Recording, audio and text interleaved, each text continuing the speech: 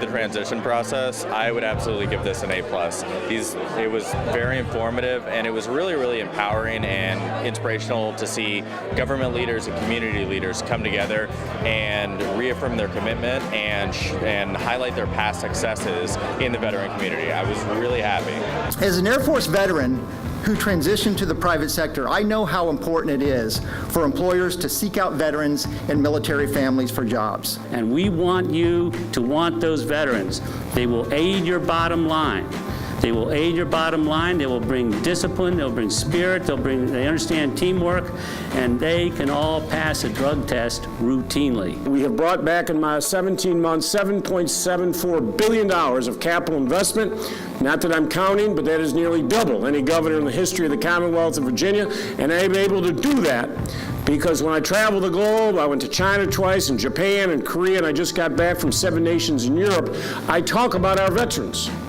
So if you want to have a workforce, when you talk about a veteran, highly disciplined, highly skilled, highly motivated, that's an argument that we can make in Virginia that many other states can't make, and that's why we have been so successful. The grant program is a huge asset, and I think a great win for the employers and the veterans, so I hope to see that blossom. Every region in the Commonwealth that's growing and prospering has an institution of higher education providing those additional skills that are necessary.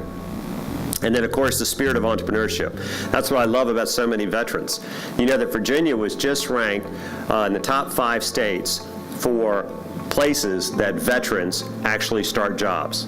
It's nice to know that they're trying to incorporate things to continue to help with veterans after they do their tour of duty. They had a lot of good panelists from both companies and leadership in the state of Virginia, things that the governor had to say, and it all of it really does make sense. And I think what it shows is that everyone is working together and collaboratively. Well, as ITA, we're 65% of us are veterans, and I think as a small business owner, I don't know why a small business owner wouldn't want to hire a veteran, because I remember when I first started ITA, we used to get calls from these, I'd get a call from a large company we were trying to work with, and I'd get a call from HR, I'd get a call from finance, I'd get a call from contracts, and they would want to talk to that person in ITA. Well, that person was me, okay?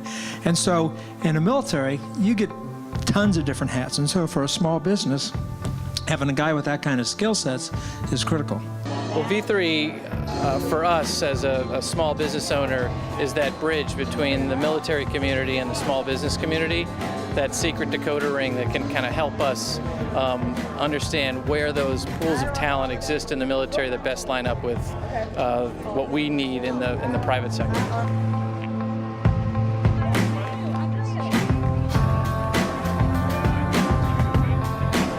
I want Virginia to be the most veteran-friendly and active-duty friendly state in the United States of America. And I'm hoping that very soon we will be able to announce that we are the first state in the United States of America to end veteran homelessness in their state, which we should have very shortly announcement.